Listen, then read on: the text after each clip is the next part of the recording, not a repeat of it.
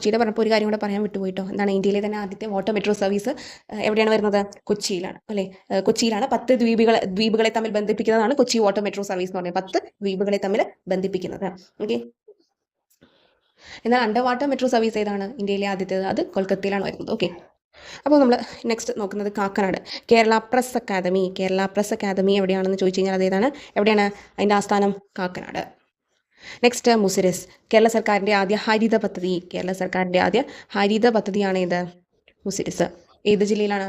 തൃശ്ശൂർ അല്ലേ? അപ്പോൾ ഇവിടം വരെ നമ്മൾ എറണാകുളം ജില്ലയിലെ കാര്യങ്ങളാണ് നോക്കിയത്. ഇനി കേരളത്തിലെ ആദ്യത്തെ ടൗൺഷിപ്പ് ഏതാണെന്ന് ചോദിച്ചു കഴിഞ്ഞാൽ അത് ഗുരുവായൂരാണ്. കേരളത്തിലെ ആദ്യത്തെ ടൗൺഷിപ്പ് ഏതാണ്? ഗുരുവായൂർ. ദെൻ കൊടുങ്ങല്ലൂർ. ദക്ഷിണേന്ത്യയിലെ ആദ്യ ക്ഷേത്ര മ്യൂസിയം നിലവിൽ വരുന്നത്. ഓക്കെ. ദക്ഷിണേന്ത്യയിലെ ആദ്യ ക്ഷേത്ര മ്യൂസിയം നിലവിൽ വരുന്നത് കൊടുങ്ങല്ലൂരിലെ ശ്രീ കുരുംബ ഭഗവതി ക്ഷേത്രം. അതിനോടനുബന്ധിച്ചിട്ട്. നെക്സ്റ്റ് വെള്ളനാട് എന്ന് എഴുതിയിരിക്കുന്നത് ആക്ച്വലി തൃശ്ശൂർ ഡിസ്ട്രിക്റ്റിലല്ല കേട്ടോ, അത് തിരുവനന്തപുരം ജില്ലയിലാണ്.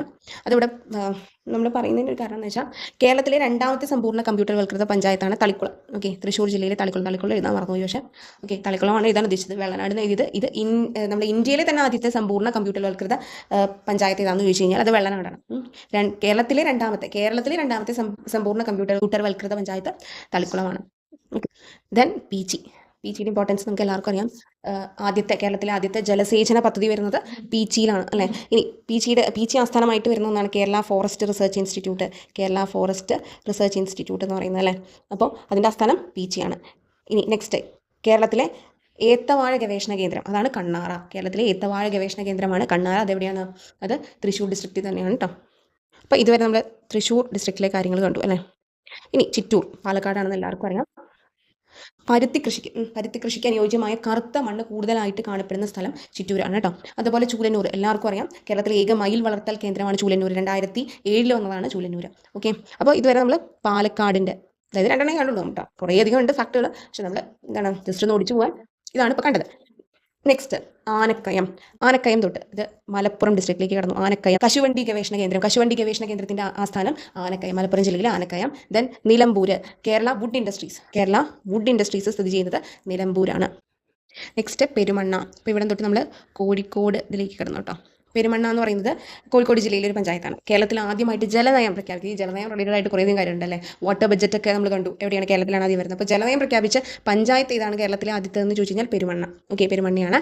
ദെൻ കടലുണ്ടി വള്ളിക്കുന്ന്. അതിൻ്റെ ഇമ്പോർട്ടൻസ് എന്താണ്? കടലുണ്ടി വള്ളിക്കുന്ന് ഇന്ത്യയിലെ ആദ്യത്തെ കമ്മ്യൂണിറ്റി റിസർവ്. നമ്മൾ എക്സാമ്പിളായിട്ട് പഠിക്കുന്നുണ്ടല്ലോ 8ാം ക്ലാസ്സിലെ ചാപ്റ്ററിൽ. കടലുണ്ടി വള്ളിക്കുന്ന് ഇന്ത്യയിലെ ആദ്യത്തെ കമ്മ്യൂണിറ്റി റിസർവ്. ദെൻ ചൂണ്ടേൽ. ഇപ്പോൾ ചൂണ്ടേൽ തൊട്ട് നമ്മൾ നെക്സ്റ്റ് ഡിസ്ട്രിക്റ്റിലേക്ക് കടന്നു, വയനാട്. ചൂണ്ടേലിൻ്റെ പ്രത്യേകത എന്താ? കാപ്പി ഗവേഷണ കേന്ദ്രമാണ് ചൂണ്ടേൽ. അതുപോലെ പൂക്കോട് എന്താണ്? Kerala veterinary and animal sciences university. Wayanad ജില്ലയിലെ പൂക്കോടാണ് Kerala veterinary and animal sciences university. Okay. Then next നമ്മൾ അടുത്ത ഡിസ്ട്രിക്റ്റിലേക്ക് കിടക്കുകയാണ്. അതേതാണ്? കണ്ണൂരിലെ മയ്യിൽ എന്താണ്? ഇന്ത്യയിലെ ആദ്യത്തെ ഡിജിറ്റൽ ലൈബ്രറി പഞ്ചായത്ത്. ധർമ്മടം എന്താണ്? രാജ്യത്ത് ആദ്യമായിട്ട് ജല ബഡ്ജറ്റ് തയ്യാറാക്കുന്ന നിയോജക മണ്ഡലം ഏതാണ്? ധർമ്മടം. ഓക്കെ. നെക്സ്റ്റ് ഏറ്റവും ഇമ്പോർട്ടൻ്റ് ആയിട്ടുള്ള പന്നിയൂർ എന്താണ്? കുരുമുളക് ഗവേഷണ കേന്ദ്രം. ഇന്ത്യൻ നേവൽ അക്കാദമി സ്ഥിതി ചെയ്യുന്ന എവിടെയാണ്? കണ്ണൂർ ജില്ലയിലെ ഏഴിമല. അപ്പോൾ ഇത്രയും നമ്മൾ കണ്ണൂരിൻ്റെ. നെക്സ്റ്റ് കാസർഗോഡ് ജില്ലയിലെ കാര്യമാണ് നമ്മൾ നോക്കാൻ പോകുന്നത്. ഓക്കെ. കാസർഗോഡ് പീലിക്കോട് എന്താണ്? ഇന്ത്യയിലെ ആദ്യ ഫിലമെൻറ്റ് ബൾബ് വിമുക്ത ഗ്രാമപഞ്ചായത്ത് കാസർഗോഡ് ഡിസ്ട്രിക്റ്റിലെ പീലിക്കോടാണ്. നെക്സ്റ്റ് നമ്മൾ നോക്കാൻ പോകുന്നത് ഈ 45 തൊട്ട് 48 വരെ പറഞ്ഞിട്ടുള്ള കാര്യങ്ങളുണ്ടല്ലോ, ഇത് ചോദിക്കാൻ ചാൻസ് ഉള്ള ഒരു ഏരിയയാണ്. അപ്പോൾ ഞാൻ കുറച്ച് ക്വസ്റ്റ്യൻ പേപ്പറിൽ ഇതിനോട് റിലേറ്റ് ചെയ്തിട്ടുള്ള ഒരു കാര്യം കണ്ടു. അപ്പോൾ നിങ്ങൾ കണ്ടിട്ടുണ്ടാവും ഈ എൻ മഗജി എന്നൊക്കെ പറഞ്ഞിട്ടുള്ളത്. എന്താണെന്ന് പറയാം. ഓക്കെ. എൻഡോസൾഫാൻ നമുക്കറിയാം. കാസർഗോഡ് ജില്ലയിൽ കുറേയധികം പേര് അനുഭവിച്ചിട്ടുണ്ട് എൻഡോസൾഫാൻ ദുരിതം. അതിൻ്റെ ദുരിതം ഇപ്പോഴും അനുഭവിക്കുന്നവരുണ്ട്. അപ്പോൾ എൻഡോസൾഫാൻ ദുരിതബാധിതമായ കാസർഗോട്ടെ ഗ്രാമങ്ങളാണ് പെട്രയും സ്വർഗയും. ഓക്കെ. എന്താണ്? എൻഡോസൾഫാൻ ദുരിതബാധിതമായ കാസർഗോട്ടെ ഗ്രാമങ്ങളാണ് പെട്രയും സ്വർഗയും. ഓക്കെ. അപ്പോൾ നമ്മൾ ഒരിക്കലും ഓപ്ഷൻസ് കണ്ടിട്ട് ഇതാവാൻ ചാൻസ് ഉണ്ടെന്നുള്ള രീതിയിലേക്കൊന്നും ഇതാക്കരുത്. കാരണം നമ്മൾ ഈ പേര് കേട്ടാൽ ചിലപ്പോൾ അങ്ങനെ ഗ്രാമങ്ങൾ ഉണ്ടാവാനേ ചാൻസ് ഇല്ല എന്നവരെ ചിന്തിക്കുക. അപ്പോൾ പെട്രയും സ്വർഗയും എന്താണെന്നുള്ളത് മനസ്സിലാക്കാം. ഓക്കെ. അങ്ങനെ ഈ പറയുന്ന എൻഡോസൾഫാൻ നിർവീര്യമാക്കാൻ കേരള സർക്കാർ ആരംഭിച്ച പദ്ധതിയാണ് ഓപ്പറേഷൻ ബ്ലോസം സ്പ്രിംഗ് എന്ന് പറയുന്നത്. ഓക്കെ. എൻഡോസൾഫാൻ നിർവീര്യമാക്കാൻ വേണ്ടി കേരള സർക്കാർ ആരംഭിച്ച പദ്ധതിയുടെ പേരാണ് ഓപ്പറേഷൻ ബ്ലോസം സ്പ്രിംഗ്. അങ്ങനെയാണെങ്കിൽ ഈ എൻഡോസൾഫാൻ ദുരിതബാധിതരെ പുനരധിവസിപ്പിക്കാൻ വേണ്ടിയിട്ട് കേരള സർക്കാർ ആരംഭിച്ചൊരു പദ്ധതി നമുക്കറിയാം. എന്താണ്? സ്നേഹ സാന്ത്വനം. ഇതെപ്പോഴും ഓക്കെ. ദെൻ ഇനി എൻ മഗജെ, ഇത് ചോദിച്ച ഒരു ചോദ്യമാണ്. എന്താണ്? എൻഡോസൾഫാൻ ദുരിതത്തെക്കുറിച്ച് പ്രതിപാദിക്കുന്ന ഒരു നോവലാണ് എൻ മഗജെ എന്ന് പറയുന്നത്. ഓക്കെ. എൻഡോസൾഫാൻ അതിൻ്റെ ദുരിതം എത്രത്തോളം ഉണ്ട് എന്ന് പറയുന്ന ഒരു നോവലാണ് അംബികാസുധൻ മാങ്ങാടിൻ്റെ എൻമകജെ. അപ്പോൾ ഇത് ചോദിച്ചത് ഇങ്ങനെയായിരുന്നു, എൻമകജെ ഏത് വിഭാഗത്തിൽ പെടുന്നു? നാടകമാണോ, നോവലാണോ, കവിതയാണോ, കഥയാണോ എന്നൊക്കെയാണ് ചോദിച്ചിരുന്നത്. അപ്പോൾ ഇതൊരു നോവലാണ് അംബികാസുധൻ മാങ്ങാടിൻ്റെ. ഓക്കെ, ദെൻ CD മായി കമ്മീഷൻ എന്താണ്? എൻഡോസൾഫാൻ ദുരന്തത്തെക്കുറിച്ച് അന്വേഷിക്കാൻ കേന്ദ്ര സർക്കാർ നിയോഗിച്ച കമ്മീഷനാണ് CD മായി കമ്മീഷൻ. അങ്ങനെയാണെങ്കിൽ കേരള സർക്കാർ നിയോഗിച്ച കമ്മീഷൻ ഏതാണെന്ന് വെച്ച് കഴിഞ്ഞാൽ അതിവിടെ എഴുതിയിട്ടില്ല. Achuthan commission, Achuthan commission.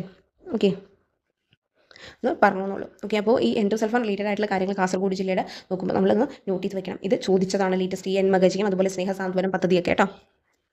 Then Kayyur പൊതുജന ആരോഗ്യ കേന്ദ്രം, അതെന്താണ്? ഇന്ത്യയിലെ ഏറ്റവും മികച്ച പൊതുജനാരോഗ്യ കേന്ദ്രമായിട്ട് തിരഞ്ഞെടുക്കപ്പെട്ടത് ഏതാണ്?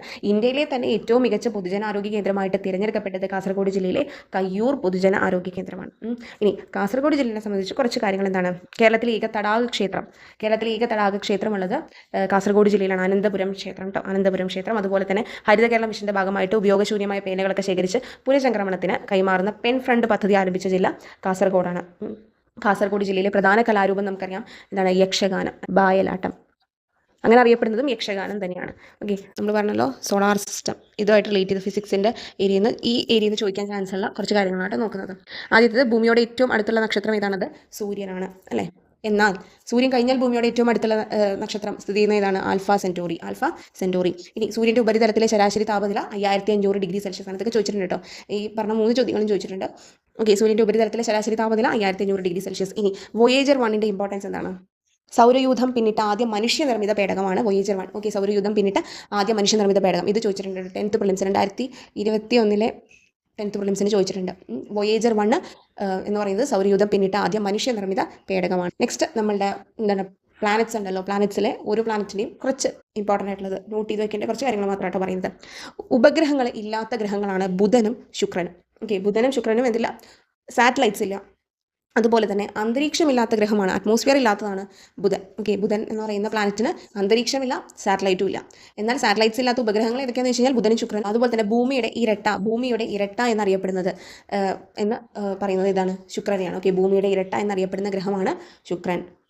ഈ സൗരയൂഥത്തിലെ തന്നെ ഏറ്റവും ദൈർഘ്യമേറിയ ദിനരാത്രങ്ങൾ അനുഭവപ്പെടുന്ന ഗ്രഹം ഏതാണ്? അതും ശുക്രനാണ്. വ്യാഴം നമുക്ക് എല്ലാവർക്കും അറിയാം, സൗരയൂഥത്തിലെ ഏറ്റവും വലിയ ഗ്രഹമാണ് വ്യാഴം അല്ലേ. വസ്തുക്കൾക്ക് ഏറ്റവും അധികം ഭാരം അനുഭവപ്പെടുന്ന ഗ്രഹം കൂടിയാണ് ഇത് വ്യാഴം എന്ന് പറയുന്നത്. ഓക്കെ, വസ്തുക്കൾക്ക് ഏറ്റവും കൂടുതൽ ഭാരം അനുഭവപ്പെടുന്ന ഗ്രഹമാണ് വ്യാഴം. ശനിയെ കുറിച്ച് പറയാനാണെങ്കിൽ സൗരയൂഥത്തിലെ രണ്ടാമത്തെ വലിയ ഗ്രഹമാണ്. ഓക്കെ, സൗരയൂഥത്തിലെ രണ്ടാമത്തെ വലിയ ഗ്രഹമാണ്. ഗോൾഡൻ ജയന്റ് എന്നറിയപ്പെടുന്നത് ശനിയാണ്.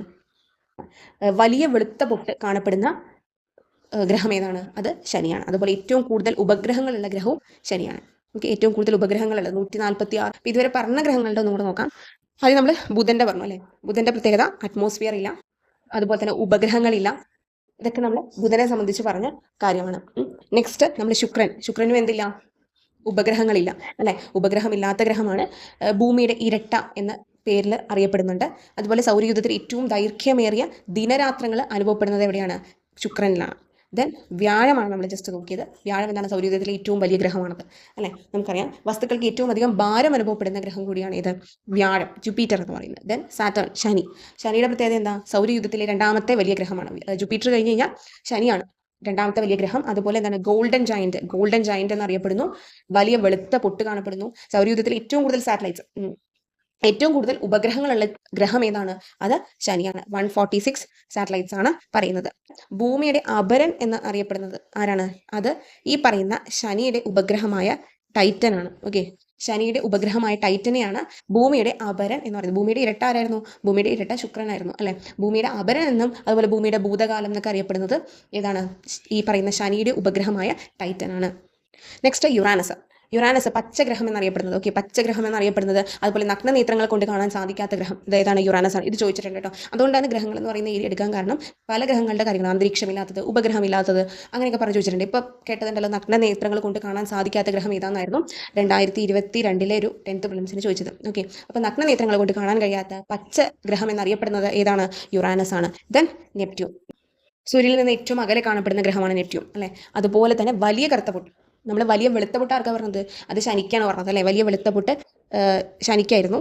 എന്നാൽ വലിയ കറുത്ത പൊട്ട് കാണപ്പെടുന്ന എവിടെയാണെന്നറിയോ? അത് കാണപ്പെടുന്ന ഗ്രഹം നെപ്റ്റ്യൂൺ ആണ്. ഓക്കെ, പിന്നെ പ്ലൂട്ടോ ഗ്രഹങ്ങളുടെ പട്ടികയിൽ നിന്ന് പുറത്താക്കപ്പെട്ടതൊക്കെ എല്ലാവർക്കും അറിയാം. ഓക്കെ, ഇത്രയും കാര്യങ്ങൾ നമ്മൾ നോക്കി. ഇനി നെക്സ്റ്റ് പലായന പ്രവേഗം അഥവാ എസ്കേപ്പ് വെലോസിറ്റി. അപ്പോൾ ഇത് ചോദിച്ചിട്ടുണ്ട്, അതുകൊണ്ടാണ് ഇതെടുത്തത് കേട്ടോ. എന്താണ് പലായന പ്രവേഗം എന്ന് പറഞ്ഞു കഴിഞ്ഞാൽ ഒരു ഗോളത്തിൻ്റെ ഗുരുത്വാകർഷണ വലയത്തിൽ നിന്നും മുക്തമായി മുന്നോട്ട് പോകുവാൻ ഒരു വസ്തുവിന് വേണ്ട ഏറ്റവും കുറഞ്ഞ പ്രവേഗം, അതായത് വെലോസിറ്റി.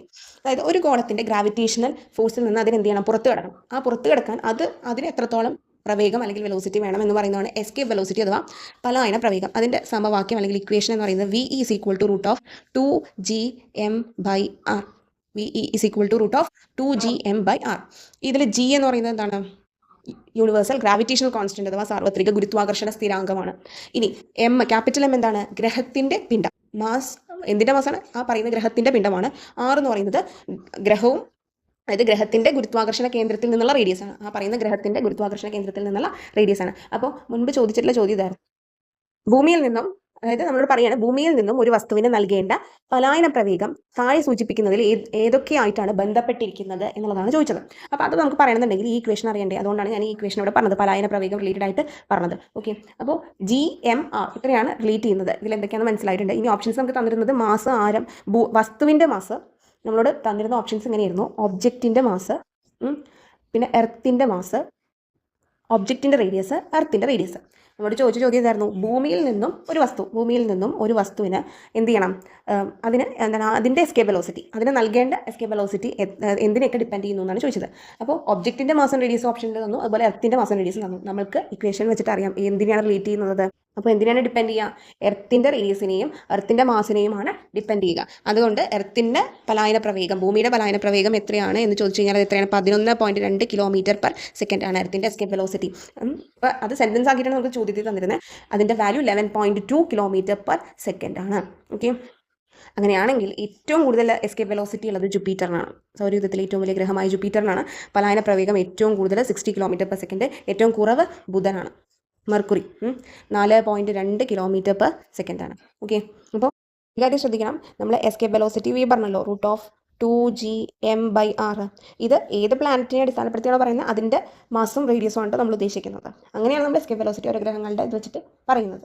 27 and 1/3 days എന്ന് എഴുതിയിരിക്കുന്നത് എന്താ, ചന്ദ്രൻ ഭൂമിക്ക് ചുറ്റും ഒരു പരിക്രമണം, ഒരു റെവല്യൂഷൻ പൂർത്തിയാക്കുന്നതിന് എടുക്കുന്ന സമയം ഇത് ചോദിച്ചിട്ടുണ്ട്. 27 and 1/3 days ആണ്. ഓക്കെ, ദെൻ എന്താണ് ബിഗ് ഡിപ്പർ, സപ്തർഷികൾ, വേട്ടക്കാരൻ എന്നൊക്കെ പറയുന്നത് നോക്കാം.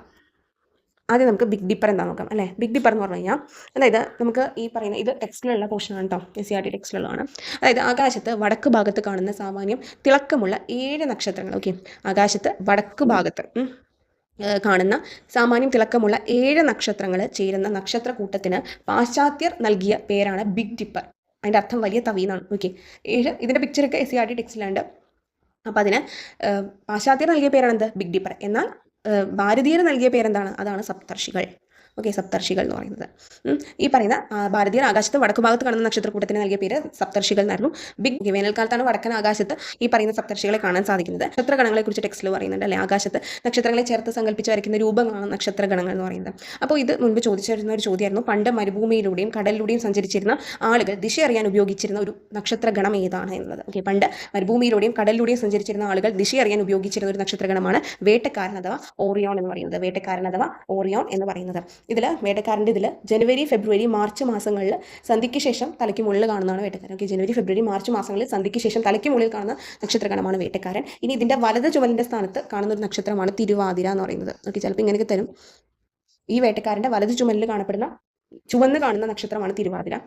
ഇനി ഒക്ടോബർ മുതൽ ഡിസംബർ വരെ മാസങ്ങളുടെ സന്ധ്യാസമയത്ത് വടക്കൻ ആകാശത്ത് കാണുന്ന നക്ഷത്രഗണമാണ് കാശ്യപി. ഓക്കെ, ഇത് വേറൊരു നക്ഷത്രഗണമാണ് കാശ്യപി എന്ന് പറയുന്നത്, ഒക്ടോബർ മുതൽ ഡിസംബർ വരെ. അപ്പോൾ ഒന്നുകൂടെ പറയാം, വേട്ടക്കാരൻ എന്ന് പറയുന്നത് നമ്മൾ പറഞ്ഞു ജനുവരി, ഫെബ്രുവരി, മാർച്ച് ഇതിലാണ് കാണുക എന്നുള്ളത് അല്ലേ. തലയ്ക്ക് മുകളിൽ സന്ധ്യയ്ക്ക് ശേഷം തലയ്ക്ക് മുകളിൽ കാണുന്നു. ഈ വേട്ടക്കാരൻ ഇതിൻ്റെ വലത് ചുമലിൽ ചുവന്ന് കാണുന്ന നക്ഷത്രം തിരുവാതിരയാണ് എന്നുള്ളതും പറഞ്ഞു. ഇനി വേറൊരു നക്ഷത്രഗണമാണ് കാശ്യപി എന്ന് പറയുന്നത്. ഓക്കെ, കാശ്യപി എന്താണ്, ഒക്ടോബർ മുതൽ ഡിസംബർ വരെ മാസങ്ങളിൽ സന്ധ്യാസമയത്ത് ഇതേപോലെ വടക്കൻ ആകാശത്ത് കാണുന്ന നക്ഷത്രഗണമാണ് ഇത്. ഇനി വേറൊരു ഒരു കൂട്ടം നക്ഷത്രഗണം തന്നെയാണ് എന്ത്, വൃശ്ചികം. തേളിൻ്റെ രൂപമാണ് ഇതിന്. ഓക്കെ, വൃശ്ചികം. ഇത് ഓഗസ്റ്റ്, സെപ്റ്റംബർ മാസങ്ങളിൽ തലയ്ക്ക് മുകളിൽ നിന്ന് അല്പം മാത്രം തെക്ക് മാറിയിട്ട് ശോഭയോടുകൂടി കാണുന്ന ഒരു നക്ഷത്രമാണ് വൃശ്ചികം, തേളിൻ്റെ രൂപമുള്ളത്. ഓക്കെ, അതല്ലേ 4 ഏരിയാസ് എന്നാണ് ഞാൻ ജസ്റ്റ് പറഞ്ഞത്. എനിക്ക് ചോദിക്കാൻ ചാൻസ് ഉള്ള ഏരിയ ആണെന്ന് തോന്നിയതുകൊണ്ടാട്ടോ പറഞ്ഞത്. അപ്പോൾ കുറച്ചൊക്കെ ഞാൻ മുൻപ് പറഞ്ഞ പോലെ തന്നെ എന്താണ് ടൈപ്പ് ചെയ്യാൻ സാധിച്ചില്ലതാണ്, ചിലതൊക്കെ എഴുതിയും സ്ക്രീനിൽ എഴുതിയൊക്കെ കാണിച്ചത്.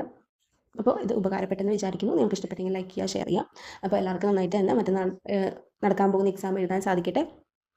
അപ്പോൾ നമുക്ക് നെക്സ്റ്റ് വീഡിയോയിൽ കാണാം. Thank you for watching.